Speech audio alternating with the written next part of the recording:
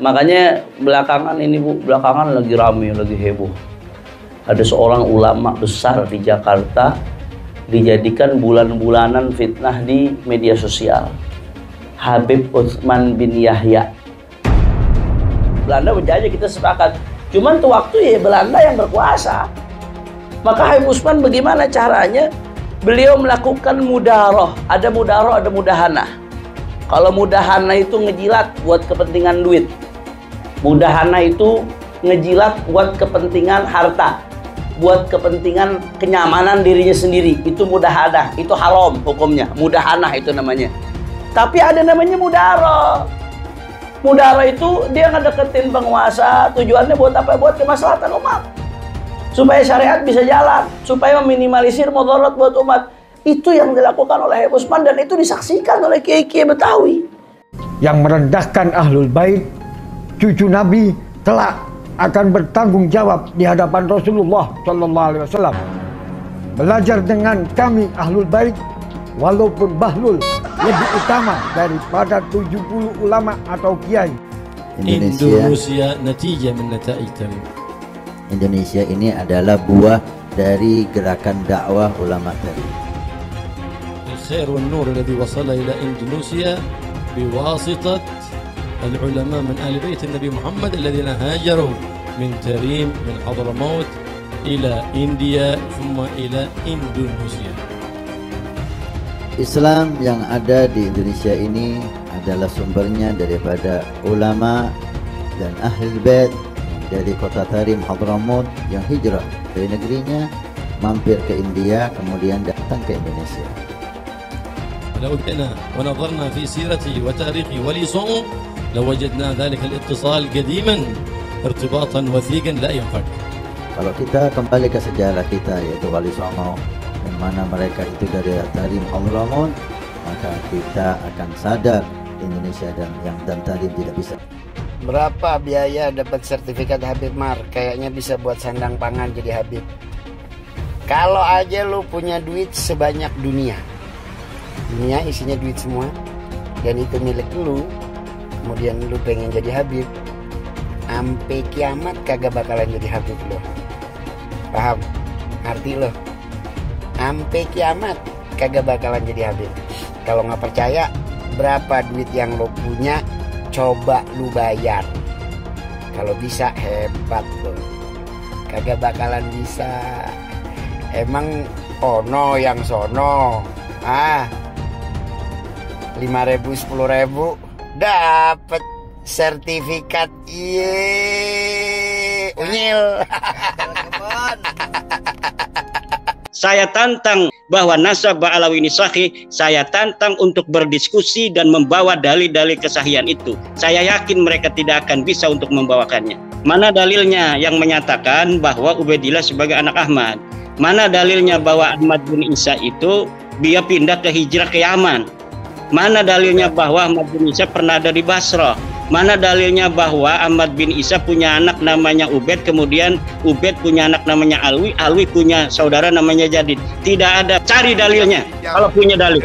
Bahwa saya Habib derajatnya lebih tinggi, bahwa saya Habib lebih mulia, bahwa bagaimanapun buruknya saya, maka saya tetap yang memberi syafaat kepada kalian semua. Jadi surga dan neraka itu sangat bergantung pada apakah saya meridhoinya atau tidak. Ada di kalangan para habaib itu yang sampai mengatakan bahwa bahkan ketika ada orang yang ahli maksiat, ketika dia tidak taat formulasi agama, dia tetap bisa masuk surga dengan jalur VVIP kalau mencintai golongan kami dan lain sebagainya. Sebenarnya betulkah sih nggak sambung nasab Ba'lawi ini? Betul Pak, nasab Ba'lawi ini tidak tersambung, dan saya sering ditanya apakah bertanggung jawab nanti di akhirat. Saya katakan berulang-ulang, saya bertanggung jawab di akhirat bahwa Ba'lawi ini bukan turun Nabi secara ilmiah. Itu kitab saya itu sampai berapa itu yang menerangkan tentang Ba'lawi putus. Ada kiai yang gak mau baca kitab saya katanya. Kalau baca berarti udah tahu. Nanti kalau udah tahu katanya kita harus mengakui bahwa Ba'lawi bukan cucu Nabi gitu. Ada yang begitu. Makanya dia gak mau baca katanya kitab saya itu. Kenapa sih dia masih kekeh ingin diakui sebagai turun Nabi? Apa sih enaknya gitu kan? Haplog grupnya saja itu sudah melenceng, tapi masih kekeh ingin disebut sebagai turunan Nabi. Ketika kitab nasab tidak ada yang mencatat mereka, kenapa mereka masih mau ngaku turunan Nabi? Ketika kitab sejarah sama sekali tidak mencatat nama-nama leluhur mereka, kenapa mereka masih mau mengaku sebagai keturunan Nabi? Orang-orang yang mengaku keturunan Nabi ini memang mendapatkan privilege tertentu dari masyarakat. Pak Alawi penjajah spiritual, ya, kebab al-ngedabrus, waduh, penjajah orangnya VOC. Pak Alawi rungkat, Masya Allah, satu Habib gila lebih mulia dari anjing gila. La ilaha illallah. Kalau berisik dengan suara Habib, azanin aja, tawain aja. Ya, kemunkaran itu wajib dicegah. Cara nyegahnya apa? Kalau ente punya HP, balas pakai komentar yang baik, dakwain. Saya nggak nyuruh caci maki, nggak dakwain. Ente harus sunnah wal jamaah, bukan. Kalau sunnah wal jamaah itu percaya karomah. Nih dalilnya, buktinya Sabul Kahfi itu wali, bukan nabi, tapi terjadi keajaiban dan seterusnya. Itu udah diajarin, udah tahu ilmunya, pakein, sampein. Video si iblis Roma, setan akhir zaman. Kamu bilang apa tadi? Jangan sampai kita dijajah oleh manusia berjubah. Roma ini memakai gaya komunis, bertopengkan Islam. Ya benar sih kata orang, kadang-kadang iblis itu membawa dalil untuk memperkuatkan argumentasinya. Ya, ini PKI gaya baru yang dibawa oleh Roma Irama, ya, untuk mengadu domba umat, ya. Bukan mereka yang menjajah negara ini, melainkan kamu yang membawa gaya komunis Roma Irama. Kamu membawa paham ke PKI di negara ini. Ya, ini akhir zaman. Ya, sudah pasti iblis akan muncul. Ya. Kalau ada orang ini yakin dengan doktrinnya Habib itu, berarti dia meyakini ada orang yang istimewanya seperti Nabi Muhammad selain Nabi Muhammad. Dosa, dan ini keluar dari Islam. Kafir. Nggak tahu itu, dia ngomong seenaknya aja, ya kan? Kalau orang yang alim mau ngomong salah tuh mikir-mikir. Kalau orang alim mau ngomong salah, mikir-mikir, saya salah. Itu nggak mikir loh, dengan enaknya ngomong. Yes, kalau saya ngecek ini orang nih goblok aja belum. Nah, orang kan goblok dulu baru pinter. Ini goblok aja belum. Ini goblok aja belum. Begitu. Katanya bahkan Kanjeng Nabi belajar nahwu bagus. Lah, iya, itu ada lagi yang baru tuh. Kanjeng Nabi belajar nahwunya sama Habib. Yang lucu ya, la ilaha illallah. Saya sakit hati betul ketika mereka mengatakan kalau tanpa Habib Indonesia ini masih nyembah pohon. Mapas. Enak aja cangkemnya ngomong. Kemana Wali Songo yang dakwah itu? Kalau tanpa Habib Indonesia ini masih dijajah oleh Belanda. Ini manipulasi sejarah, kita nggak boleh diam. Saya ingin sampaikan, ini bukan gerakan rakyat aturan, ini gerakan pemerintah mestinya. Buat Pak Presiden, Pak Menteri, tolong ini dibersihkan klaim-klaim sejarah ini. Belum lagi Bapak Ibu, ada 3.000 makam palsu di Indonesia. Makam keramat palsu. Setan tuh ngajak orang sesat. Dari dulu gak ada ulama yang membatalkan nasabnya Pak Alawi. Gak ada ulama yang membatalkan nasabnya para habaib. Sekarang muncul Imad, muncul Abbas, Raja Dangdut ikut-ikutan. Jawab yang kompak, kacau atau tidak? Yang mengajarkan kesesatan apa namanya? Kurang kompak apa namanya? Ini Imad mengajarkan kesesatan, berarti Imad. Kurang kompak, Imad. Abbas Buntet mengajarkan kesesatan, berarti Abbas. Ya Allah. Hati-hati Bapak Ibu. Yang suka ngajak sesat apa namanya? Apa namanya? Nah ini Imad berarti, Abbas Buntet berarti, Roma Irama berarti setan. Takdir Allah dibicarakan, apakah begini dan begitu. Sifat Al-Quran itu apakah makhluk Allah atau bukan. Kenapa yang dibahas itu adalah hal yang semacam itu? Detik ini ketika saya sedang ngomong di sini, ada orang-orang Cina yang sedang bikin komputer super, komputer kuantum. Dan kalau misalkan itu sudah mewujud, maka mereka bisa menguasai dunia. Di Jepang dan di Korea sekarang sedang bikin nanoteknologi. Amerika Serikat sedang mengembangkan AI. Coba saya tanyakan, perintah Allah adalah untuk membahas hal-hal seperti itu, mengkaji hal-hal seperti itu, mengkaji ayat-ayat kauniyah, membahas tentang ciptaan-ciptaan Allah. Tapi kita tidak melakukan seperti itu. Yang kita lakukan adalah ngebahas tentang Allah, tentang takdir, tentang perbuatan Allah, lalu kita klaim sama-sama, kamu masuk neraka. Itu kan gitu kan kita tuh sekarang tuh kan, itu perbuatan-perbuatan Allah, tapi malah kita yang mengklaimnya. Kamu masuk neraka, kamu masuk surga, kamu selamat, kamu tidak selamat, dia syahid. Tahu dari mana itu? Itu kan perbuatan-perbuatan Allah, tapi itulah yang jadi bahan perdebatan kita. Perdebatan kita di ruangan ini sekarang. Taubat kalian semua. Itu leluhur kami Al-Faqih Muqaddam. Mi'raj satu malam 70 kali. Rasulullah sallallahu alaihi wasallam hanya diizinkan Allah Mi'raj ke Sidratul Muntaha seumur hidup 1 kali. Ketika ada orang mengatakan bahwa moyang kami bisa Mi'raj satu malam 70 kali, ini telah merendahkan Rasulullah, telah menghina Rasulullah sallallahu alaihi wasallam. Ada lagi berita-berita khurafat.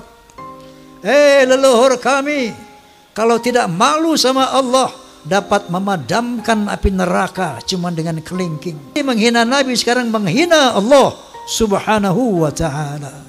Banyak lagi cerita seperti itu. Leluhur mereka semuanya wali, bisa nurunkan emas dari langit. Yaman itu negeri paling miskin di Timur Tengah. Bagaimana kita percaya dia bisa nurunin emas dari langit? Nah, ini membuat satu faktor menguatnya saya, keraguan saya tentang apa iya cucu Nabi ini kayak begini. Dari 3 disiplin ilmu ini, menurut sejarah, menurut ilmu nasab, menurut ilmu filologi, menurut ilmu DNA, maka muncullah hakul yakin bahwa Ba'alawi bukan keturunan Nabi Sallallahu Alaihi Wasallam. Mitos tentang kesucian Habib di Indonesia perlahan runtuh. Bila semula para Habib seperti Rizik Syihab atau Bahar Smith dipercaya sebagai manusia suci yang harus dipercaya dan diikuti perintahnya, rasa hormat terhadap para Habib pun perlahan memudar. Di beberapa daerah saat ini berulang kali terjadi pembongkaran makam Habib Keramat. Pembongkaran makam ini adalah bagian dari gejala lebih besar pembongkaran kepalsuan tentang Habib sebagai keturunan Nabi Muhammad. Para Habib di Indonesia tidak bisa dianggap sebagai keturunan Nabi Muhammad. Para Habib seperti Habib Rizik Syihab atau Habib Bahar Smith justru melanggar ajaran Islam. Sudah saatnya masyarakat Indonesia tidak lagi percaya pada mitos-mitos tentang Habib sebagai keturunan Nabi yang suci. Habib Bahar berkata, satu Habib lebih utama daripada 70 kiai. Yang ngomong bukan Bahar bin Smith. Itu saya lagi buka kitab. Bukan lagi ceramah, saya lagi ngajar santri biar santri ini tahu Thariqah Ba'alawi syarifun wahidun, satu Habib afdal min 70 aliman, lebih utama daripada 70 alim. Kita lihat sedih sekarang di media sosial, ya Allah, kalau ada ulama, ada Habib, ada kiai bicara tentang karamah wali, dipotong, diolok-olok, diejek-ejek, dibilang halu, dibilang khurafat. Andai kata ada bicara karomah wali-wali Allah mendapatkan sesuatu yang ajaib, yang dahsyat, yang di luar nalar, itu memang bisa terjadi. Jangan juga ente ingkar. Kalau wali punya karomah menurut keyakinan Ahlussunnah wal Jamaah, namanya karomah wali itu ada, fakta, nyata. Wa man nafaha, siapa orang yang menafikan karomah wali, apalagi dia ejek-ejek, sampai dibilang khurafat, sampai dibilang halu, bilang kalamah, buang jauh-jauh ucapannya. Ulama menolak Habib, bilang ulama menolak Islam. Tidak percaya pada Habib, berarti tidak percaya Habib itu cucu Nabi lah begitu. maka itu sama saja dengan tidak percaya kepada Islam. Lama-lama akan tidak percaya pada Islam. Apakah Allah dalam Al-Quran pernah mengatakan bahwa Habib ini cucu Nabi? Sehingga kalau tidak percaya kepada Habib itu cucu Nabi, itu kita sama dengan tidak percaya kepada Allah. Tidak ada. Ketika membela nasab para habaib ini, minimal ada narasi-narasi ilmiah yang diungkapkan. Termasuk juga Ustadz Ar-Raji Hasim, ya. Ustadz Ar-Raji Hasim, Ustadz Abdul Somad, Ustadz Yahya, ya Buyang. Buya itu kan marketing aja itu kan. Ada orang yang menempelkan gelar Buya itu sebagai marketing branding untuk kemudian meminta sumbangan di YouTube atas nama pesantren, atas nama santri dan lain sebagainya. Jamaahnya saja bukan jamaah NU, itu sama dengan para mukibin ustadz-ustadz pendukung Habib itu yang sekarang membela nasab Habib itu sebenarnya tidak ada kaitan dengan NU. NU menolak khilafah. Ustadz Abdul Somad ini pendukung khilafah. Satu kaki Habib itu lebih tinggi, lebih mulia dari 70 kepala kiai, kan gitu. Itu kan penghinaan betul. Kalau orang tidak terhina dengan ini, saya kira tidak, rasa kebangsaannya rendah. Karena itu dinyatakan, harusnya ditegur lah. Habib itu meskipun mabuk, berzina, itu jangan dimarahi. Karena kalau Habib itu pasti masuk surga. Nah, yang begitu itu membodohi bangsa Indonesia. Habib gila kok. Kalau turun Nabi gila sekalipun tidak apa-apa itu masuk surga, kan gitu. Kalau kayak Indonesia tuh apa? Kamu kan kalau tidak ada Habib, kamu nyembah batu kan? Masa iya begitu? Saya ini tidak tahu ya sejak kapan munculnya Habib ini sebagai kelas sosial yang tinggi gitu ya. Baklawi kalau bagi saya bukan gitu ya, bukan turunan Nabi karena dari filologi jelas ya, kemudian dari histori jelas, kemudian juga DNA yang terakhir itu. Belajar sama satu Habib sama ukurannya belajar dengan 70 kiai, sama ukurannya belajar dengan 70 kiai, gitu loh Habib. Satu Habib, walaupun Habibnya jahlun, maksudnya bodoh kata Iwa, walaupun Habibnya jahlun, maksudnya bodoh kata Iwa, itu ukurannya perbandingannya amat 70 kiai yang alim. Itu ukurannya perbandingannya amat 70 kiai yang alim. Perbandingannya. Sayyidul Imam Faqihil Muqaddam di dalam manaqib sejarah hidup beliau diceritakan bahwa Al-Imam Faqihil Muqaddam adalah orang-orang yang besar, beliau adalah orang-orang yang hebat.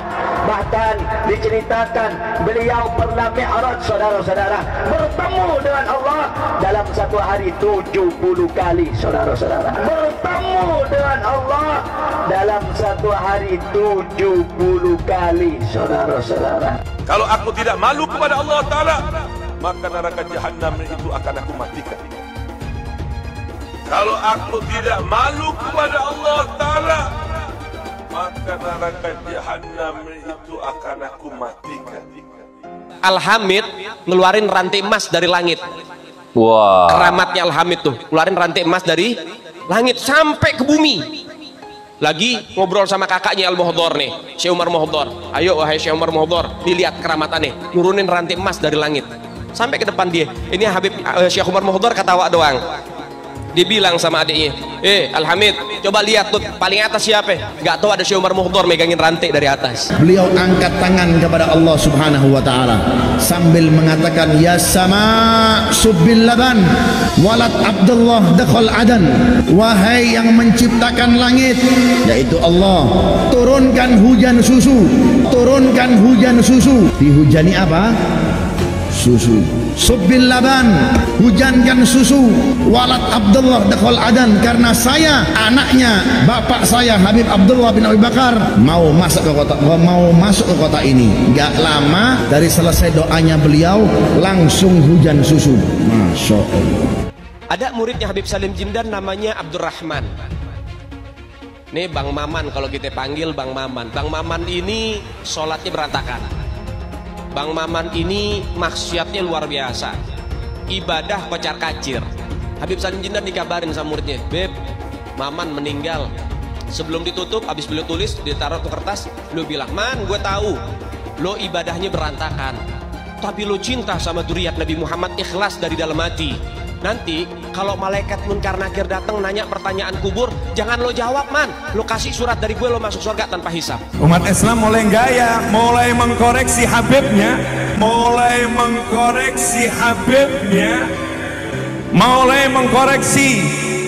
mengkoreksi ulama-ulama dari anak cucu Nabi Muhammad SAW. Orang yang seperti itu mirip dengan iblis. Orang yang seperti itu mirip dengan iblis. Sudah dijelaskan, orang yang mati bawa benci sama keluarga Nabi, bukan hanya umat Nabi dia keluar, saudara. Bukan hanya keluar dari umat Nabi, sampai dia keluar dari agama, keluar dari Islam, saudara sekalian. Artinya apa? Tidak ada kesempatan mendapatkan pertolongan dari baginda Nabi Muhammad. Man ahabbahum ahabbahallah. Siapa yang cinta dengan keluargaku para habaib, dzurriyyat Nabi Muhammad, ahlul bait Nabi, maka dia akan dicintai oleh Allah. Wa man abghadahum abghadahallah. Siapa yang benci kepada keluargaku, maka dia juga akan dibenci oleh Allah Subhanahu wa taala. Rasa kebanggaan saya terhadap Indonesia itu ternodai oleh sikap-sikap beberapa habaib dan para pejuang Indonesia itu diremehkan. Misalnya cerita bahwa proklamasi kemerdekaan Mei 17 Agustus itu karena bisikan Habib tertentu kepada Bung Karno, itu kan tidak pernah ada dalam cerita itu.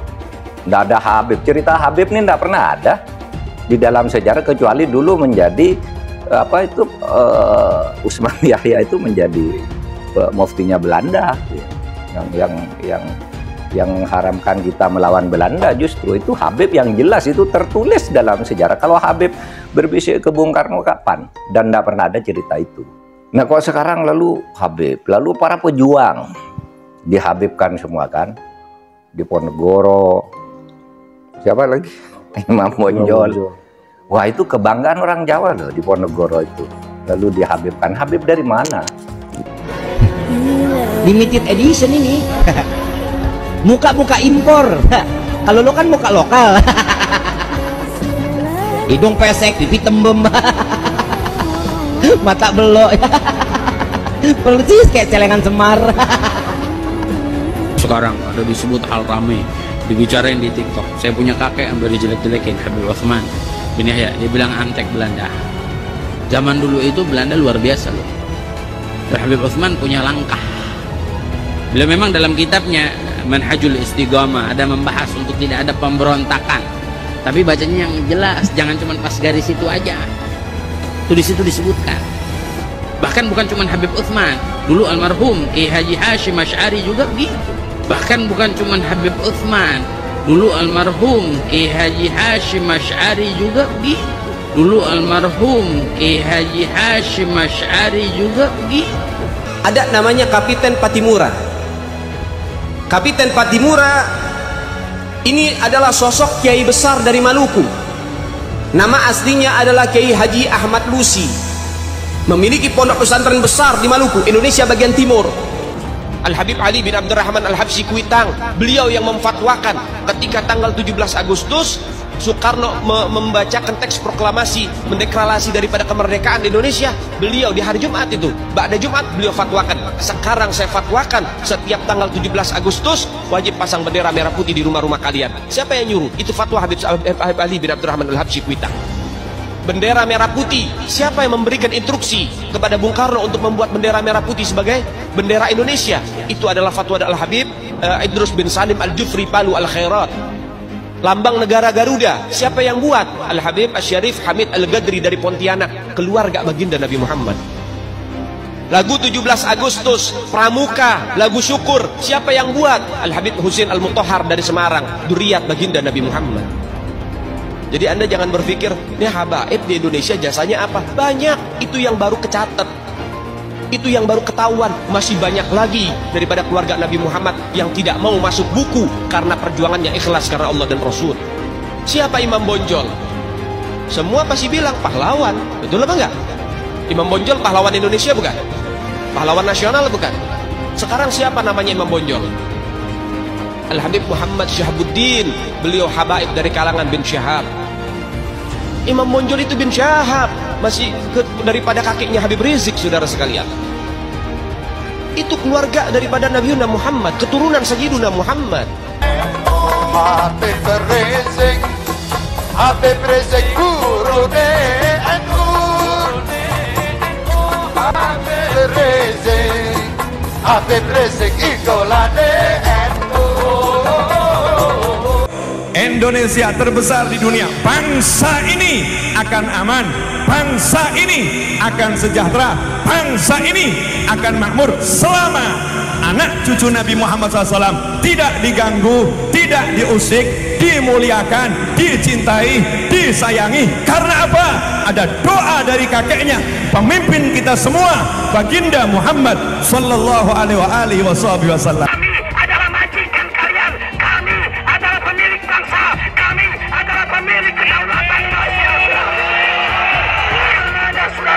Hai teman-teman, tahun ini adalah tahun yang bagus untuk trading di market kripto, terutama Bitcoin dan kripto lainnya. Teman-teman bisa gunakan kesempatan ini untuk mencari cuan dengan trading di market kripto. Untuk trading, teman-teman cukup registrasi dengan menggunakan link di kolom deskripsi, lalu deposit, tentukan apa yang ingin kalian tradingkan, lalu tekan tombol buy. Sesimpel itu. Jika ada pertanyaan, teman-teman bisa hubungi WhatsApp di kolom deskripsi. Saya juga mau mengajak teman-teman untuk bergabung di komunitas trading yang ada di kolom deskripsi. Di sana saya akan memberikan sinyal trading yang bisa teman-teman ikuti. Seperti biasa, kalau kamu suka dengan video ini, jangan lupa komen, klik like, dan subscribe. Karena yang kita tahu, surga itu di telapak kaki ibu, bukan di telapak kaki Bahar. Nah ini kenapa mereka nyiumin kakinya Bahar, kan aneh gitu ya. Ya bagaimanapun Bahar kan bukan ibu-ibu. Dari kejadian ini kita akhirnya tahu bahwa ternyata di Indonesia masih banyak orang-orang bodoh yang mau ditipu dengan simbol-simbol agama. Karena ini bukan yang pertama. Sebelumnya sudah banyak kejadian di mana ada ustadz, kepala sekolah, kiai gitu ya, yang melakukan tindakan kekerasan. Itu aneh sekali. Kayaknya ini adalah sejarah baru peradaban manusia gitu, di mana ex narapidana setelah keluar disembah-sembah. Saya juga akhirnya tahulah, saya paham bahwa video ini sengaja disebarkan dengan tujuan propaganda, dengan tujuan mendapatkan pengakuan dari publik bahwa seolah-olah Bahar ini masih dihormati, masih disucikan. Seolah-olah setelah ini kita, publik gitu ya, sebagian kadrun misalkan, itu masih diminta untuk tetap hormat terhadap Bahar. Tetap menyembah-nyembah Bahar gitu ya. Kalau kita ngelihat video anak-anak tadi yang masih cium kaki Bahar, cium tangan Bahar, seolah-olah mereka ini, orang-orang tuanya juga masih tetap percaya dengan Bahar. Itu gak masuk akal sama sekali bagi saya. Atau jangan-jangan orang tuanya juga berpikiran bahwa apapun yang dilakukan oleh Bahar, entah itu mukulin orang-orang, mereka akan tetap benarkan dan mereka akan tetap ikhlas-ikhlas aja. Anak didik, anak murid yang mencium kaki Bahar itu kan menimbulkan pro kontra dan pertanyaan gitu ya. Karena yang kita tahu, surga itu di telapak kaki ibu, bukan di telapak kaki Bahar. Nah ini kenapa mereka nyiumin kakinya Bahar, kan aneh gitu ya. Ya bagaimanapun Bahar kan bukan ibu-ibu gitu ya. Memang sih rambutnya itu panjang, warna-warni, tapi tetap aja kan bukan ibu-ibu. Ngapain dicium-cium itu gitu.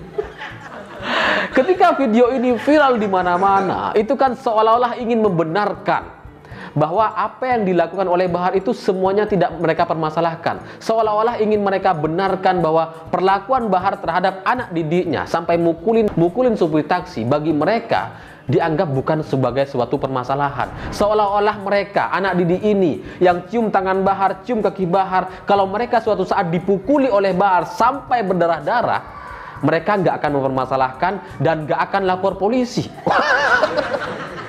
Dari video ini saya bisa melihat ada dua permasalahan. Pertama adalah permasalahan cium kaki. Yang kedua adalah masalah sujud terhadap kaki Bahar.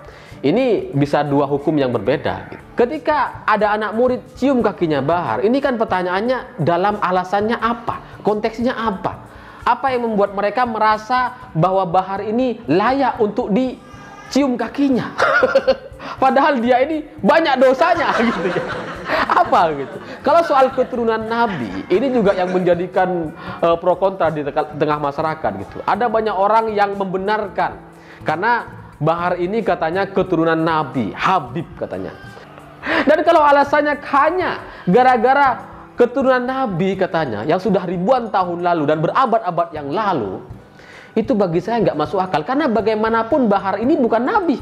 Dan Nabi dengan Bahar terpaut jauh, berbeda jauh sekali gitu. Pertanyaannya, apakah kita masih diwajibkan menghargai, menghormati seorang keturunan Nabi padahal jaraknya sudah sangat jauh, padahal sifat-sifatnya tidak sama seperti cerita-cerita Nabi Muhammad SAW.